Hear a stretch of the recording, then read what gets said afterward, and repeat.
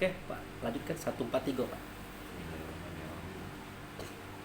وكذلك جعلناكم أمة وسطا لتكونوا شهداء على الناس ويكون الرسول عليكم شهيدا وما جعلنا القبلة التي كنت عليها إلا لنعلم من يتبع الرسول ممن ينقلب على عقبيه. Stop.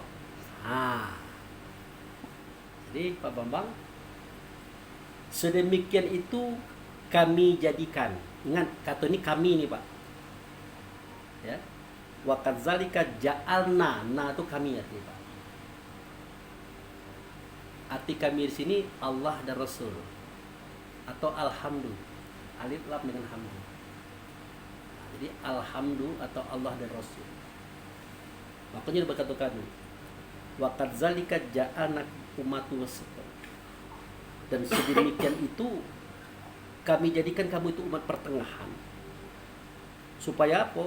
Supaya kamu bisa menyaksikan manusia dan supaya Rasul bisa menyaksikan kamu. Jadi Allah dan Rasul itu menjadikan kita itu semestinya adalah umat pertengahan, Pak. Di mana itu tempatnya? Jadi tempat Rasul bisa nengok kita. Ditengok oleh Rasul. Ditengok oleh Allah, ditengok oleh Rasul. Itulah tempat pertengahan. Kalau Allah dan Rasul, kalau Rasul menyaksikan kita, otomatis Allah menyaksikan kita. Kalau Allah dan Rasul bisa menyaksikan kita, kita bisa menyaksikan manusia kita. Buruk elok kita bisa nengok. Makanya kalau dia buruk kita bisa nepiskan, kalau dia elok kita bisa dorong. Kebanyakan orang tahu dia buruk, boro-boro dia nepiskan malah ditutup-tutupnya, Pak. Akibat apa? Karena tidak disaksikan oleh Allah dan Rasul. Itu ayat itu membongkar rahasia, 143 ya. Nah, jadi 143 wa kadzalika ja'alnakum ummatu wasato. Wasat itu kalau main bolanya wasit, Pak. Pak Charlie. Pernah nengok orang main bola? Ada wasit kan? Wasit itu katanya wasat di tengah. Sedemikian itu kami jadikan kamu itu umat pertengahan. Posisi kamu di tengah. Supaya apa? Litakunu syuhada'a 'alan nas. Supaya kamu bisa melihat manusia dirimu. Kalau di situ kita bisa nengok kita, Pak. Perangai manusia kita nih bisa kita tengok. Dia bagus kita bisa nengok, dia buruk bisa kita tengok. Kenapa kita bisa nengoknya? Wa yakuna rasulu alaikum syahida. Karena kita disaksikan Rasul. Kalau Rasul tidak menyaksikan kita, Pak, dah pacak kita nengok manusia kita, Pak. Artinya, kalau Rasul menyaksikan kita, berarti Allah menyaksikan kita. Nah, itulah makanya kita bisa mengoreksi diri. Dinasihati kawan kita tidak marah, dicaci kawan kita tidak marah. Karena kita disaksikan oleh Rasul dengan Allah. Nah, sudah itu, wa ma ja'alna qiblatan lati kunta 'alaiha illa lina'lama ma yatabi'u mimma yanqalib 'ala qibai. Dan tidaklah kami jadikan sistem perkiblatan seperti ini supaya kami mengetahui siapa yang ikut Rasul dan siapa yang berpaling daripadanya. Nah, itu dia, Pak. Bisa Bapak tangkap? Tidaklah kami jadikan sistem seperti ini kecuali kami ingin tahu siapa yang ikut Rasul, siapa yang berpaling. Jadi kalau nak ikut Rasul, Pak, caranya macam ini. Datang ke situ, Pak. Jadi dia kan di situ, Pak. Kita datang ke situ. Supaya Allah dan Rasul menyaksikan kita, kita bisa menyaksikan manusia kita. Kalau tidak macam itu, Pak, tidak ikut Rasul namanya, Pak. Jadi, aku tidak ngikut Rasul, Pak Abu. Biar aku dicintai, dikasih, disayangi, diampuni dosa. Ya ke situ. Pertanyaannya, bisa Pak Jarli? Tidak bisa. Pak Arif, Pak Wel, Bapak, tidak bisa kan? Nah, makanya dimudahkan agama ini. Bakkah di situ dijadikan Mekah di sini. Baitullah di situ dijadikan Ka'bah di sini. Makam Ibrahim situ dijadikan makam Ibrahim di sini. Maka terjadilah Mekah. Nah, baru dia Mekah Pak Wel. Yang tadi itu. Baitullah di situ, Ka'bah di tengah Masjidil Haram. Sudah selesai, sudah cerita kita tuh. Bakkah adalah Mekah, Baitullah adalah Ka'bah, Masjidil Haram di situ ada, maka Ibrahim ada. Bisa ke situ Pak? Mekah bisa? Kalau ada duit. Ya kan Pak? Kalau ada duit. Tapi ada orang tak pakai duit Pak, bisa ke situ. Apanya? Bukan badannya Pak. Kalau badannya bayar Pak. Bisa ke situ ingatannya, perasaannya, kesadarannya. Makanya melihat Masjidil Haram itu sebenarnya wajib hukumnya. Melihat Ka'bah itu wajib hukumnya. Melihat makam Ibrahim itu wajib hukumnya. Dalam bahasa Arabnya menghujah, membuktikan. Iyo apa tidak di situ ada duplikat Bakkah. Iyo apa tidak di situ ada duplikat Baitullah. Iyo apa tidak di situ ada duplikat makam Ibrahim. Haji itu sebenarnya adalah membuktikan iya apa tidak ada di situ duplikatnya. Ada Pak? Berarti haji beliau. Pak Wel udah belum. Tapi di video baru bisa tengok. Di poster-poster kan bisa tengok. Jadi haji itu artinya menghujah. Bahasa kita membuktikan iya apa tidak. Bakkah di sana, loh di sini ada juga loh, tapi namanya Mekah. Baitullah di sana, ternyata di sini ada namanya Ka'bah. Di situ ada makam Ibrahim, di situ ada makam Ibrahim. Nah itu. Nah, datanglah ingatan kita Bapak, perasaan kita, kesadaran kita ke situ. Makanya ada kalimat yang berbunyi wa min haitsu kharajata fawali. Nanti kita temukan itu. Kita temukan itu. Jadi setelah kita tahu Ka'bah Bakkah ada di sini ternyata namanya Mekah. Baitullah ternyata ada juga di bumi namanya Ka'bah. Walaupun tandanya Pak, itu Ka'bah itu tandanya Pak. Situ ada makam Ibrahim, situ ada makam Ibrahim. Makanya dikatakan wa min haitsu kharajata fawali wajhaka satrul haram. Dari mana saja kamu keluar, dimanapun kamu berada, hadapkan wajahmu ke Masjidil Haram. Nah, baru dia nyuruh Pak. Kamu kan mau ke Bakkah tadi, iya ya Allah. Mau ke Baitullah tadi, iya ya Allah. Ngapa datang? Tidak mungkin ya Allah, jauh. Lagian perlu saya tidak ingat lagi tempatnya di mana. Nah, untunglah Allah mudahkan semua ini. Maka Allah jadikan Mekah. Masjidil Haram, Allah jadikan Masjidil Haram di Mekah. Baitullah, Allah jadikan Ka'bah. Makam Ibrahim, Allah jadikan makam Ibrahim di Ka'bah. Dan aku sudah menghujah. Aku sudah membuktikannya. Aku sudah haji. Real adanya. Real Pak. Haji beliau. Jadi, nak haji kita, ndak umroh kita, sejatinya adalah membuktikan benar ndak Bakkah itu ada di muka bumi, Baitullah ada di muka bumi, makam Ibrahim. Itu sudah haji. Itu sebenarnya Pak. Itu arti haji itu. Haji berapa sekarang Pak Wel? 40. 60-an. 60. Umroh 30. Kalau hanya untuk itu, pilih haji atau pilih umroh? Pak Arif, murah kan? Kapan be bisa? Cuman bedanya kalau haji itu harus bulan Dzulhijjah. Bedanya haji itu ada lempar jumroh. Bedanya apa lagi? Wukuf di Arafah. Pak Bu, apakah kita umroh bisa lempar jumroh? Bisa lah. Tanyakan ke Tobo yang lempar jumroh tuh, Pak, ngapa kamu melempar tiang tuh? Kami itu Pak istilahnya melempar setan. Tak, tak, tak. Bapak melempar tiang, Bapak anggap melempar setan. Di Bengkulu, kita bisa melempar setan Pak. Kapan? Seketika dia mulai ngajak kita melirik cewek lain. Nah, lemparlah dia tuh Pak. Dia cari. Seketika kita. Ini nengok saya. Oh.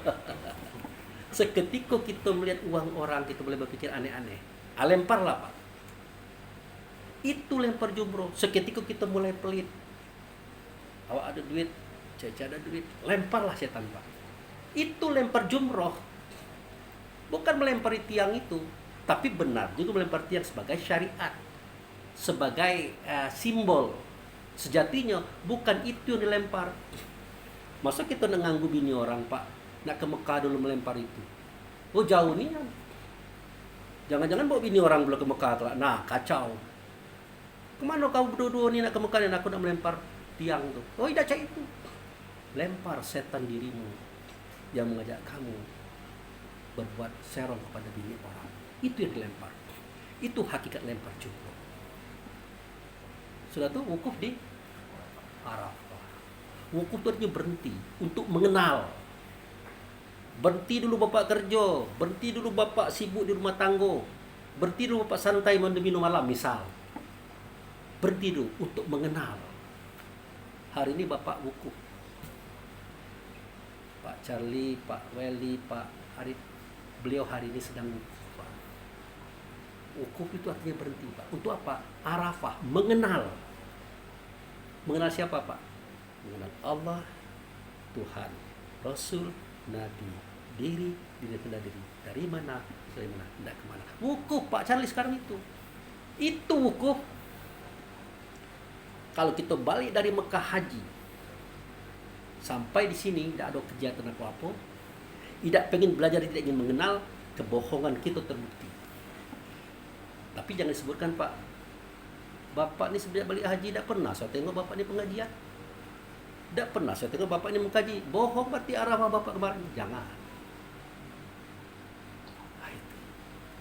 Jadi lempar jumrah itu bisa dilakukan di sini, karena hakikatnya melempar setan diri.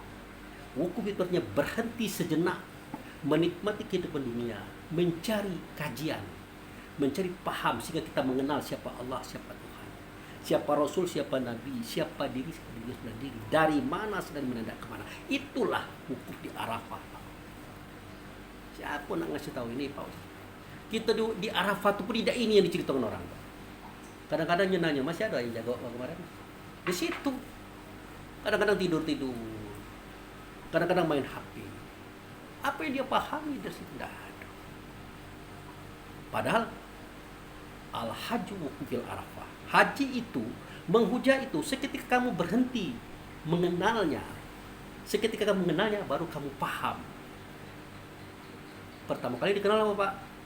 Bakah di situ, ada Mekah di sini. Baitullah di situ, ada Ka'bah di sini. Makam Ibrahim di situ, ada makam Ibrahim di sini. Itu yang Bapak kenal pertama kali. Itu Arafah Pak. Itulah haji.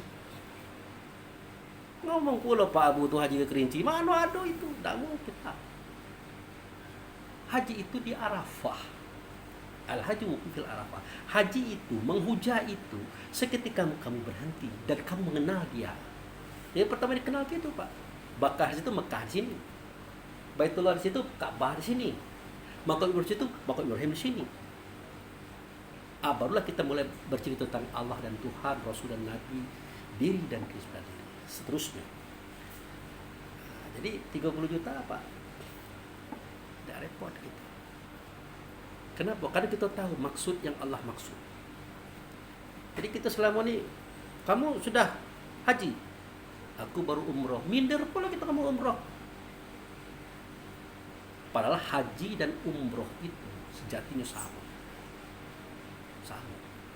Untuk apa? Untuk menghujah. Tapi ada bedanya. Kalau haji bulan Zulhijjah. Kalau haji ada lempar jumroh. Kalau haji ada wukuf di Arafah. Selain itu sama Pak. Ya kalau cuma itu perbedaannya, mari kita selami hakikatnya. Lempar jumroh hakikatnya adalah melempar setan pada diri. Percuma baik kita melempar-lempar tiang tuh Pak, sampai jam tangan dilempar ke situ. Balik ke hotel belago kayak bini, berarti tidak pacak melempar. Percuma baik melempar tiang, tapi setan di sini biarkan lewat. Wukuf di Arafah, berhenti dan untuk mengenal apa yang kamu kenal di situ. Apa yang kamu dapat di situ? Paling tidak, wah makannya enak Pak Abu. Ini, itu bukan pengenalan. Di sini juga makan enak, bempek di siapkan Pak Jalan. Itu Pak. Nah, itu cerita mengenal tadi. cerita tentang haji dan umroh tadi.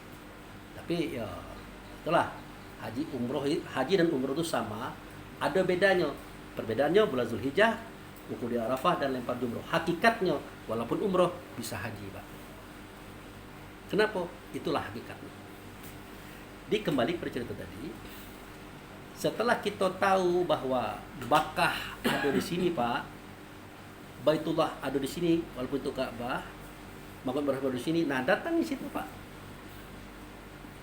Datang di situ. Makanya katanya, wa min haitsu kharajta fawali wajhaka satral haram. Dari mana saja kamu keluar, dimanapun kamu berada, hadapkan wajahmu ke Masjidil Haram. Wajah mana? Wajah ini? Bukan. Wajah orang yang diajak Allah ngomong, itu roh. Artinya wajah roh, Pak. Apa itu wajah roh? Ingatan, perasaan, kesadaran. Itulah wajah. Nah, di kita tidak. Wajahmu itu ini. Sehingga Ka'bah berputar, kita putar pula sejadah kita. Sehingga tidak rapi lagi. Kita kira ini ngadap ke situ. Bukan. Untuk apa ini ngadap ke situ? Tapi kalau ini berjalan kemana-mana seperti kajian kita malam itu. Tidak begitu kendaknya. Biarkan muka kita ngadap kemana. Yang penting di sini menghadap ke Ka'batullah. Di Masjidil Haram, di Makkah. Itu yang terjadi seketika kita sholat. Nah itu, Pak. Jadi ikut Rasul itu, Pak, artinya sholat. Sholat. Caranya, ingatan kita, perasaan kita, kesadaran kita dibawa ke Masjidil Haram. Ya, makanya wa min haitsu kharajta fawali wajhaka satral haram. Dari manapun kamu keluar, dimanapun kamu berada, hadapkan wajah Masjidil Haram. Sudah. Fatakhizu min maqama Ibrahim shalah. Kamu ambil sebagian makam Ibrahim, kamu sholat di situ, itu perintah. Kenapa? Karena Ibrahim imam. Itu alasannya, Pak. Itu falyabudu rabb hadzal, kau sembah Tuhan rumah ini, ditunjuk kepada Ka'bah. Bukan Ka'bah yang disembah, Tuhan Ka'bah. Nah, disitulah Bapak tegak. Bapak tegak, Bapak berniat, Bapak Allahu Akbar sampai salam. Di situ, Pak. Jangan kemana-mana, Pak. Bapak melihat Ka'bah, hukumnya sama melihat Baitullah hakikat. Bapak melihat Baitullah hakikat, hukumnya sama bertemu dengan Muhammad. Bapak bertemu Muhammad, sama hukumnya bertemu dengan Allah. Lah dimudahkan Tuhan, Pak Charlie. Pak Charlie bertemu dengan Ka'bah itu sama dengan melihat Allah. Ekstrim kan? Karena langsung. Yang benar cuma Pak Abu. Barang siapa melihat Ka'bah, hukumnya sama melihat Baitullah hakikat. Nah itu dulu. Barang siapa melihat Baitullah hakikat, hukumnya sama bertemu dengan Muhammad, Rasul, bukan Nabi. Barang siapa bertemu dengan Rasul, sama hukumnya bertemu dengan Allah. Artinya, boleh tak Pak Abu melihat Ka'bah itu sama dengan melihat Allah hukumnya? Boleh. Tapi kita tahu jalurnya dulu. Nah, gitu. Kalau tahu jalurnya jadi bingung kan? Masuk, Pak. Nengok kotak segi 4 warna hitam, hukumnya sama dengan melihat Allah. Berarti orang ke Mekah tadi kalau dia dengan ilmunya, dia pernah melihat Allah? Pernah. Itu jawabnya. Pak Charlie balik di Mekah kan, haji 4 kali misalnya, atau umroh 4 kali. Pak Charlie bertemu dengan Allah, oh bertemu. Apa bentuknya? Besar, tinggi, hitam. Besar itu artinya besar, hitam itu artinya tidak nyata. Tinggi, keagungannya. Disimbolkan dengan Ka'bah warna hitam. Barang siapa bertemu Ka'bah, hukumnya sama bertemu dengan Baitullah. Bertemu Baitullah, hukumnya bertemu dengan Muhammad Allah. Real itu, Pak. Sholatlah Bapak di situ. Seketika Bapak sholat di situ, disitulah Allah Rasul menyaksikan Bapak. Bapak bisa menyaksikan diri Bapak, manusia Bapak. Itulah cara mengikut Rasul. Kalau Bapak begitu sholatnya, maka Bapak akan dikasihi, disayangi, dan diampuni dosa. Kalau cak itu. Kalau tidak cak itu, tidak, Pak. Kenapa? Dosa itu adalah penyakit hati. Fi qulubihim maradun fazadahumullahu marada. Ada, Pak. Dalam hati mereka ada penyakit benci, iri, dengki, hasud, fitnah, khianat, macam-macam itu. Akan bertambah-tambah penyakit itu. Supaya tidak bertambah Pak, penyakit itu harus dikurangi oleh Allah dan Rasul. Dicabut. Dicabut. Dicabut. Itu yang dimaksud dengan diampuni dosa itu. Dikurangi dosa. Ampun itu artinya dikurangi. Nah, lama-lama kan habis penyakit Pak. Muka cerah, badan sehat, segar. Kecuali kalau kecil dan kecil cacat Pak. Sakit kecelakaan, sakit wow. Kalau Pak Arif lah pegal-pegal kaki itu bukan berarti dia melawan Tuhan, tidak, memang lah tuh kan. Nah, jadi orang kalau tidak di situ Pak, tidak diampuni, dalam bahasa lain tidak dicabut penyakit hati dalam dada. Coba Al-A'raf atau surat 7 ayat 43. Wazakna. Ya. Wa nazakna ma fi sudurihim. Pak Babang dengar itu aja Pak.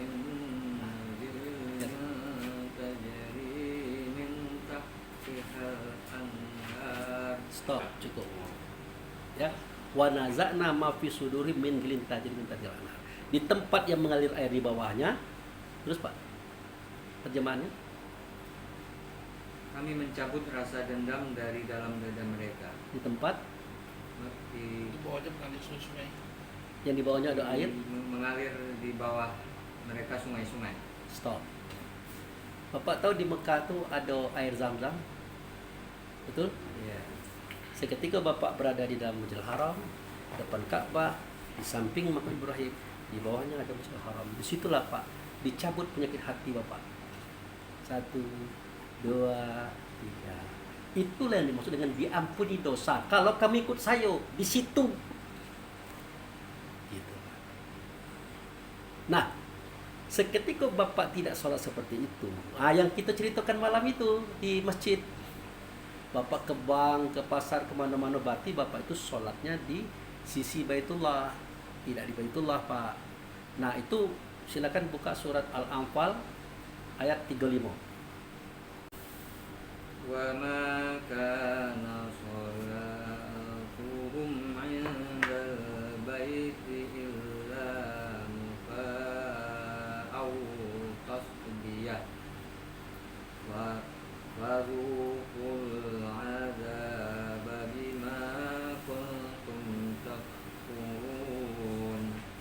Salat mereka di sekitar Baitullah tidak lain hanyalah siulan dan tepuk tangan. Maka rasakanlah azab ini karena kamu selalu kufur. Nah, coba Pak Babang perhatikan kalimat itu. Sholat mereka di sekitar Baitullah, artinya tidak di situ. Itu yang kita ceritakan malam itu. Ke bank, ke mall, ke kantor, berarti tidak di Baitullah Pak. Ya. Nah, sholat mereka itu sama kayak bersiul-siul baik Pak. Suara bagus, bacaan bagus, makhraj bagus, irama bagus, sehingga kalau kita ngimam tuh orang banyak nangis Pak. Tapi kata Allah itu bersiul-siul, sama kayak bertepuk tangan. Akibatnya apa Pak? Sudah sholat, fazuku azaba, ada Pak? Rasakan oleh kamu azab. Udah sholat diazab Pak. Azab apa? Azab penyakit hati. Jangan Bapak kira berpenyakit hati itu enak, susah Pak. Nengok orang kaya kita marah, nengok orang sukses kita marah, nengok orang beli durian terus kita marah, marah terus kita tuh Pak. Lama-lama kita sakit Pak, darah tinggi. Nah kalau darah tinggi apa yang terjadi? Gampang pening, gampang ini macam-macam. Ujung-ujungnya kita sakit, ngedrop. Lama kalau ada duit, parah pun. Dan perlu berkawan, nanggung. Azab. Rasakan oleh kamu azab. Kenapa penyakit hati tidak dicabut? Karena tidak sholat di situ. Bima kuntum takfurun, ada Pak? Ya. Karena kamu kafir. Udah sholat dikafir-kafirkan Tuhan Pak. Kalau tidak di situ. Bima kuntum takfurun, karena kamu kafir. Jadi kita sholat, kata kita sholat sebenarnya sembahyang Pak. Tidak di situ. Karena azab dikatakan lo kafir oleh Allah. Ternyata Rasul mengatakan kafir juga. Bainal kufar wal mu'min tarku sholah. Perbedaan orang beriman dengan orang kafir itu hanya dalam hal meninggalkan sholat. Sholat itu artinya hubungan. Dengan siapa berhubungan? dengan Allah dan Rasul. Kita tinggalkan Allah, kita tinggalkan Rasul, kita pergi kembang kemana-mana. Apa kata Nabi Muhammad? Kafir kau, ingkar kau, berpaling kau. Betul Pak? Tapi kalau mantap, kaulah orang beriman, kaulah mukmin. Itu. Nah, itu cerita. Nah, balik kepada Al-Baqarah 143. Sambungannya. Wa in kanat lakabiratan illa 'alal ladzina hadallah. Oke, stop. Terjemahkan. Sesungguhnya perpindahan kiblat itu Sungguh pemindahan kiblat itu sangat berat kecuali bagi orang yang telah diberi petunjuk oleh Allah. stop. Bapak, mau Pak Bambang, sebenarnya bukan interogasi, Pak. Ini untuk mengenalkan kajian gitu. Bapak pernah tak dengar ini Masjid Kiblata ini? Belum. Kalau Pak Charlie mungkin pernah ke situ ya. Ada Pak Charlie. Masjid Kiblata ini. Artinya masjid dua kiblat. Bisa Pak Charlie ceritakan kenapa ada masjid itu? Lupa tak? Pak Wel pernah dengar cerita itu? Nah, ceritanya dia kok. Dahulu Nabi Muhammad sholat, ngadapnya ke Masjid Aqsa. Tiba-tiba diperintah oleh Allah ngadap ke Masjid Haram. Pernah dengar cerita itu? Agak kencang dikit. Pernah dengar cerita itu? Pernah. Biar masuk video. Bayangkan Pak. Kira-kira susah tak Pak belok kiri belok kanan? Tidak. Tidak kan? Tapi apa kalimat terbunyinya? Apa? Pemindahan. Sungguh pemindahan kiblat. itu sangat berat. Sangat berat kan? Yang ngomong itu Allah, yang ngomong itu Rasul. Kalau Allah dan Rasul mengatakan perpindahan kiblat itu sangat berat, ngapa kita katakan mudah? Belok kiri, belok kanan, adab kiri, adab kanan, kan mudah Pak. Dari Masjid Al-Aqsa, belok situ. Susah Pak? Mudah kan Pak? Kini yang benar itu belok kiri, belok kanan atau itu? Ini cara kita berpikir Pak. Sesungguhnya perpindahan kiblat itu sudah sangat berat, kecuali bagi mereka yang ditunjuki oleh Allah. Dia tahu.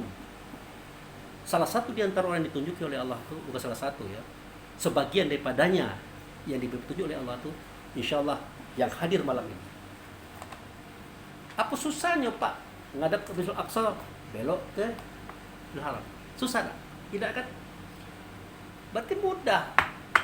Belok-belok itu mudah. Tapi Allah dan Rasul mengatakan berat. Lalu apa ini maksudnya Pak Abu Fikri? Nah, untunglah malam kita Isra Mi'raj tidak saya buka. Kata Pak Arif, tidak usah buka itu Pak. Nanti pening kepala orang banyak. Nah, ini kebetulan Pak Bambang ini memang didatangkan Pak. Biar saya itu bisa lebih enak membuka. Karena kalau dengan Pak Charlie, Pak Bambang, Pak Arif dengan Pak Wel lah sering seperti itu. Bapak pernah dengar Subhanallazi asra bi abdihi laila minal masjidil haram ila masjidil aqsa allazi barakna haulahu linuri min ayatina innahu wasamil basir. Pernah dengar itu Pak? Pernah dengar itu. Setiap Isra Mi'raj kan? Ya kan? Bapak nengok tak saya tak baca itu malam itu? Ada tak saya baca itu? Kenapa tidak menarik saya ceritakan? Di samping tidak kata makan dengan kawan. Jadi Pak, beragama itu dengan akal. Akal kita berpikir. Seketika Nabi Muhammad balik Isra Mi'raj, pembuka cerita itu ayat itu Pak. Maha suci dia yang dengan hambanya dari Masjidil Haram. Apakah waktu itu sudah ada Masjidil Haram? Sudah ada Pak? Ada apa jujur aja? Sudah ada? Bingung ya? Belum ada Pak. Masjid itu artinya tempat sujud. Bagaimana ada tempat sujud? Sujudnya itu belum ada. Karena baru dibawa balik nih, sholat ini baru dibawa. Artinya sujud belum ada Pak. Tempatnya apa lagi? Berarti masjid itu belum ada. Apalagi haram mulia. Belum nian Pak.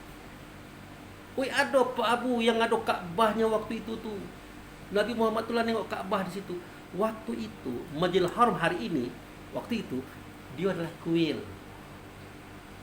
Di dalam Ka'bah itu ada 4 patung besar. Lata, Manat, Ubal, Uzza. Di sekitar Ka'bah itu ada 360 patung.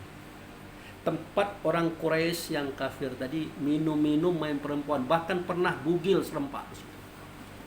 Apakah itu tempat sujud yang mulia? Bukan. Tetapi orang akhir zaman mengatakan itulah yang dimaksud pada saat itu. Apa tidak meleset kerja gitu nih Pak? Itu. Lalu kapan Pak Abu tempat itu dijadikan Masjidil Haram? 10 tahun Nabi Muhammad hijrah. Baru balik lagi ke situ dengan 10.000 pasukan. Dihancurkan semua patung-patung, dibersihkan semua patung-patung, dirapikan, dirinso, digosok segala-galanya. Lah bersih, apa kata Nabi?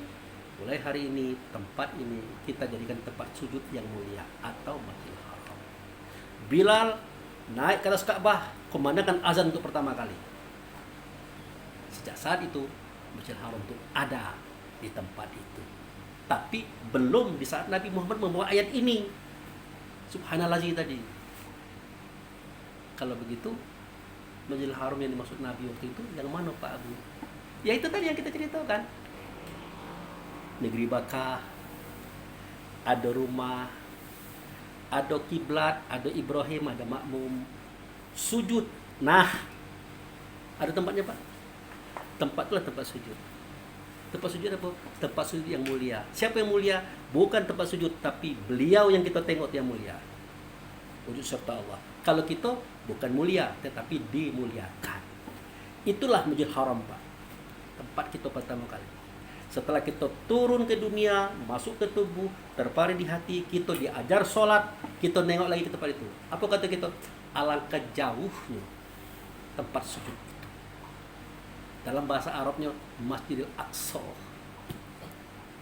Ternyata Masjidil Haram itu juga, Masjidil Aqsa itu juga. Bagaikan stadion, ada lapangan lari, ada garisnya Pak, start, ada finish, ada start dan finish garisnya itu juga. Bedanya adalah start moment kita mulai berangkat, nah itu Masjidil Haram Pak. Finish adalah momen kita sampai, itu Masjidil Aqsa. Jadi Masjidil Haram waktu itu bukan itu. Masjidil Aqsa belum ada. Justru Masjidil Aqsa itu dibangun di zaman Umar bin Khattab. Gitu. Jadi orang-orang yang tidak mau berpikir di dalam beragama, mereka tertipu oleh pemikirannya sendiri. Dikiranya itulah Masjidil Haram, itulah Masjidil Aqsa. Padahal saat itu belum ada barang itu. Makanya kecil galau kita nih. Nah itu Pak ya. Paham Pak ya? Nah, jadi kembali kepada cerita tadi, perpindahan kiblat itu bukan berpindah dari Aqsa ke Haram, karena barang itu Masjidil Aqsa belum ada. Masjidil Haram pun belum ada waktu itu, masih kuil. Pertanyaannya ngapa orang di Mekah tuh bikin masjid, Pak Charlie? Sebagai monumentum di mana Nabi Muhammad ada kanan dan kiri. Ternyata itu tidak ada. Bayangkan, sebegitu kuat pengaruh orang tidak berpikir dalam agama. Akhirnya kita kena galau. Untunglah kita tidak wukuf di Arafah. Ah, ini wukuf di Arafah, ini istilah kita baru nih. Berhenti untuk mengenal. Berhenti dulu main domino malam, berhenti dulu untuk diariang anak bini, berhenti dulu kumpul dengan kawan, berhenti dulu tidur sore, datang ke sini. Gitu. Nah, sudah. Dan perpindahan kiblat itu sangat berat, kecuali bagi mereka yang ditunjuki oleh Allah. Nah, jadi berat. Siapa yang ditunjuki oleh Allah? Bapak tahu siapa? Orang yang bergerak hatinya untuk mengenal, bergerak hatinya untuk datang belajar. Siapa yang mengajarnya? Bukan Pak Abu. Pak Abu hanya menyampaikan kata guru. Siapa guru? Siapa guru? Wallazi arsala rasulahu bil huda wa dinil haq. Itulah guru. Dia mau petunjuk, dia bawa agama. Dia punya tulisan ini barangnya. Makanya saya katakan Pak Syaiful Karim dia ahli di bidang eksak karena beliau dosen di bidang itu. Saudara Abu Marlo dia ahli di bidang logika. Abu Fikri dah ahli itu, cuman ada dikit lah. Ini maka kita main ini terus Pak. Kita main ini terus. Apa yang kita bicarakan berdasar kitab Quran, kitab hadis, tidak keluar dari situ. Nah, kembali kepada ayat tadi terus Pak, dibaca lagi.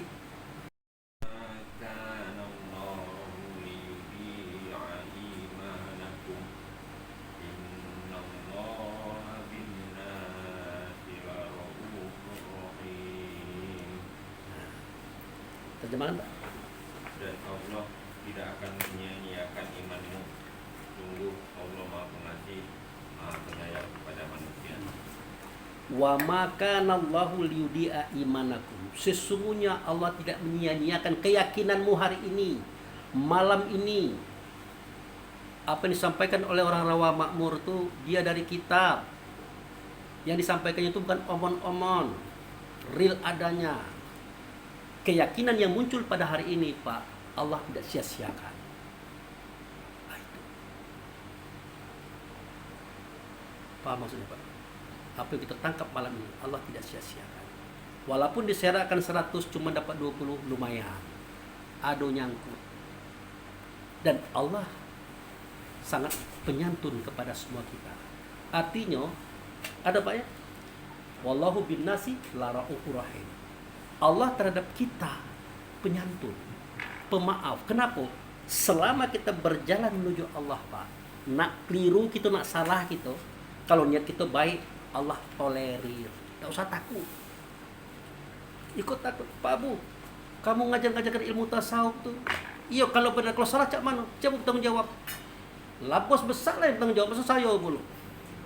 Saya disuruh oleh beliau menyampaikan ini kepada kaum dan umat. Kalau saya salah keliru, dia tahu. Di sinilah fungsi hidayah itu. Di sinilah fungsi petunjuk itu. Ini tidak takut salah, tidak berbuat. Itu lebih parah itu. Kita kalau berbuat salah itu biasa. Tuhan tahu, wajar. Kalau tidak salah-salah karena tidak bekerja, ya wajar-wajar baik. Tapi tidak benar. Gitu.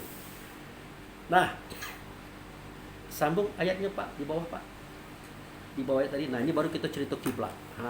Ini dia. Ini kiblat ini. Ini nanti Pak Bambang lagi yang kena nih. Oke, silakan Pak. Qad naro.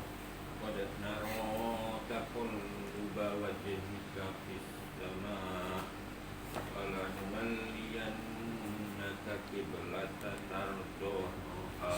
Nah, stop. Terjemahkan. Kami melihat wajahmu sering menengadah ke langit, maka akan kami palingkan engkau ke kiblat yang engkau sangat senangi. Oke.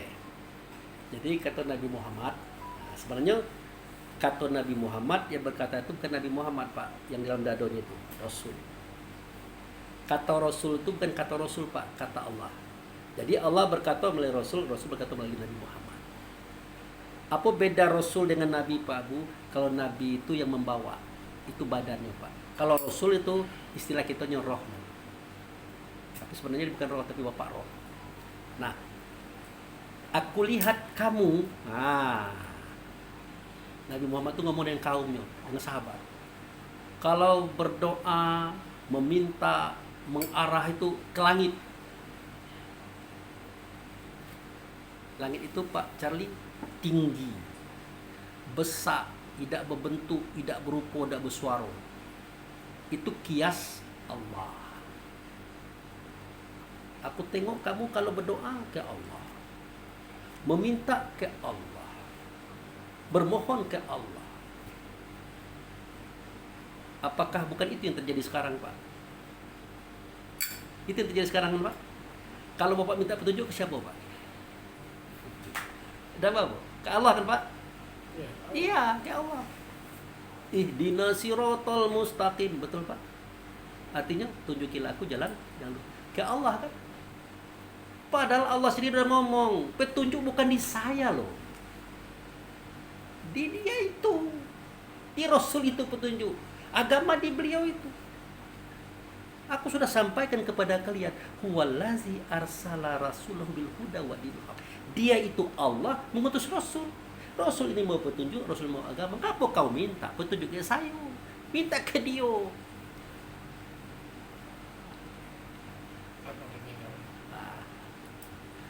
Itulah Pak, meminta petunjuk kepada Allah itu yang sebenarnya ke langit tadi Pak. Qad naru taqalluba wajhaka fis samai.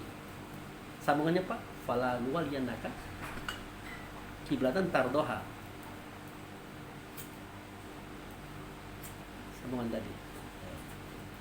Wala nuwalliyannaka kiblatan tardoha. Artinya Maka akan kami palingkan engkau ke kiblat yang engkau senangi. Tadi kamu itu kan minta kepada Allah. Tinggi, besar, dan berbentuk dan berupa itu Allah ini, Pak. Ini kan real Pak, bisa kita buktikan. Bapak tanyalah ke orang-orang, kamu minta petunjuk semua pasti Allah, pasti. Padahal Allah sendiri mengatakan, bukan saya loh, Rasul, petunjuk dengan dia. Ngapain kau minta kayak saya gitu. Itu. Nah, karena kita selalu menghadapkan wajah kita kepada Allah sebagai kiblat, nah ini dia. Bukan begitu. Hadapkanlah wajahmu kepada kiblat yang kamu suka dia, kamu senang dia, kamu sayang kepada dia. Muhammad itu mengatakan dirinya, Pak.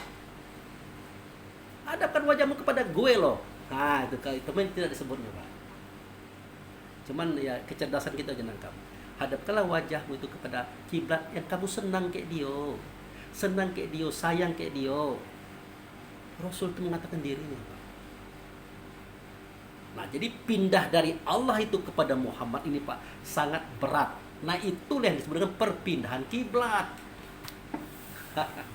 Bapak sampai sekarang aja, aduh apa ya. Memang tidak itu pikiran aku yuk berkembang ngomong. Setelah Bapak tahu pun juga Bapak merasa berat. Pak Arif pernah mengatakan bimbang kan Pak, bingung kan. Karena perpindahan kiblat itu memang berat. Lah berapa lama kita? Aduh, setengah tahun. Bulan. Ya, terasa betul kan beratnya Pak. Itu baru perpindahan kiblat. Kalau belok kiri belok kanan itu anak kecil bisa dan itu tidak susah. Ini Allah sendiri mengatakan bahwa perpindahan kiblat itu sangat berat. Inilah perpindahan kiblat Pak. Dari Allah kita pindahkan ke Muhammad. Kenapa berat? Karena kita tidak kenal Muhammad. Kita kira Muhammad itu anak Abdullah. Apakah benar Muhammad anak Abdullah? Jawabnya benar. Tapi yang dimaksud bukan Muhammad itu. Allah ini ada sifat Pak, ada nama, ada if'al. Sifat Allah itu dikeluarkannya, namanya hamdu. Jadi Allah alif lam, sifatnya hamdu, alhamdu. Dialah Rasul, ada dalam dalam. Kalau kamu nak berbicara dengan Allah, nak berdialog dengan Allah, tidak mungkin. Nak mentaati Allah, tidak mungkin. Kalau kamu berusaha mentaati Allah, pasti kamu kafir. Pasti kamu ingkar. Al-Ghafir, surat 40, ayat 12. Nah, silakan. Baik, Pak Weldi, silakan. Bismillahirrahmanirrahim. Dzalikum bi annahu idza du'iya Allahu wahdahu kafartum wa in yashrak bihi wa in yushrak bihi tu'minu fal hukmu lillahil aliyyil kabir. Terjemahkan Pak. Pak Bambang itu dengar paling ini. Dikatakan kepada mereka, itu terjadi karena kamu benar-benar kufur apabila diseru untuk menyembah Allah semata. Namun jika dia dipersekutukan, kamu langsung percaya. Maka keputusan saat ini ada pada Allah yang maha tinggi lagi maha besar. Oke. Itu karena diterjemahkan oleh orang sekarang Pak. Terjemahan aslinya ini Pak. Jika Allah saja kamu sembah, karena sembah itu artinya mentaati semua perintahnya, menjauhi semua larangannya, mencontoh perbuatannya, pergi kalau disuruhnya, datang kalau dipanggilnya, diam kalau dari ilmu daripada dia. Itu arti sembah. Kita ambil satu Pak, mentaati perintah Allah. Mentaati perintah Allah. Bisakah kita mentaati perintah Allah sedangkan Allah tidak bersuara, tidak berkata, tidak berbentuk, tidak berupa, tidak sama dengan sesuatunya? Bisa tidak Pak mentaati? Suaranya tidak ada, kata-katanya tidak ada, bisa tidak kita taati? Tidak bisa Pak. Pasti kita mengingkari. Bahasa Arabnya kafir Pak. Jika Allah saja yang kamu sembah, pasti kamu kafir, kata Allah dan Rasul yang ada dalam ayat itu. Tapi kalau disekutukan dia dengan yang lain, dengan dia, pasti kamu beriman. Dengan siapa Allah disekutukan? Dengan sifatnya. Alif lam Allah, hamdu itu sifatnya. Alhamdu, ada dalam dada Muhammad. Maka Allah bersekutu dengan Rasul. Rasul ada dalam dada Nabi. Maka suara Allah, kata Allah, contoh Allah tertuang dalam kitab ini. Kalau dia sudah bersekutu, itulah maksud ayat itu. Kalau dia sudah dipersekutukan, kamu bisa percaya. Ada suaranya, ada katanya, ada contohnya. Makanya kalau kamu berkiblat kepada Allah, tidak nyambung. Hadapkanlah wajahmu kepada aku, karena aku adalah wujud sertanya. Gitu Pak. Sambungan tadi Pak Wali, sambungan ayat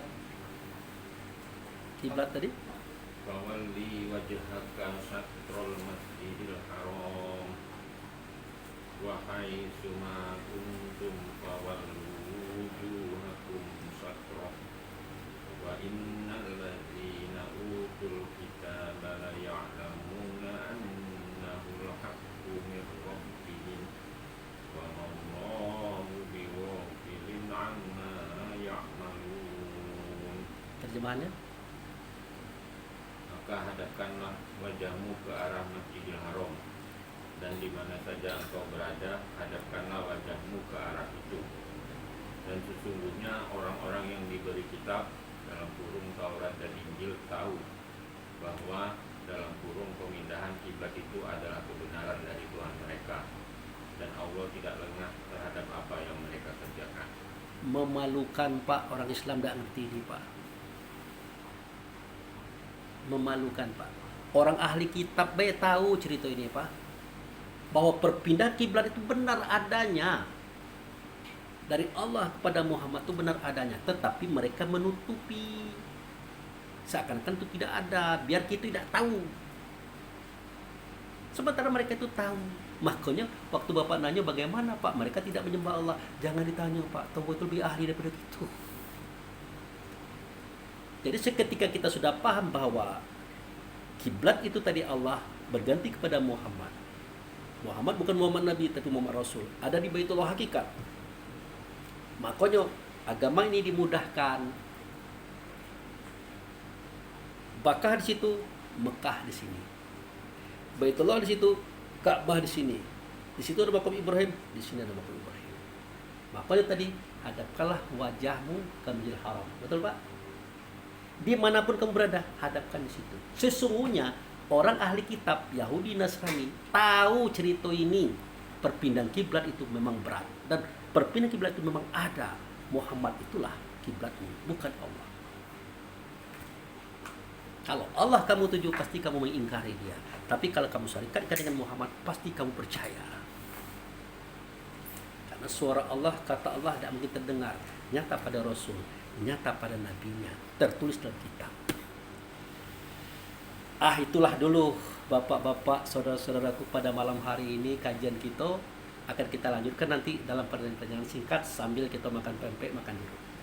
Demikian, terima kasih saudaraku yang menjadi yang menonton video kita malam hari. Semoga bermanfaat. Wabillahi taufiq wal hidayah. Assalamualaikum warahmatullahi wabarakatuh. Waalaikumsalam warahmatullahi wabarakatuh.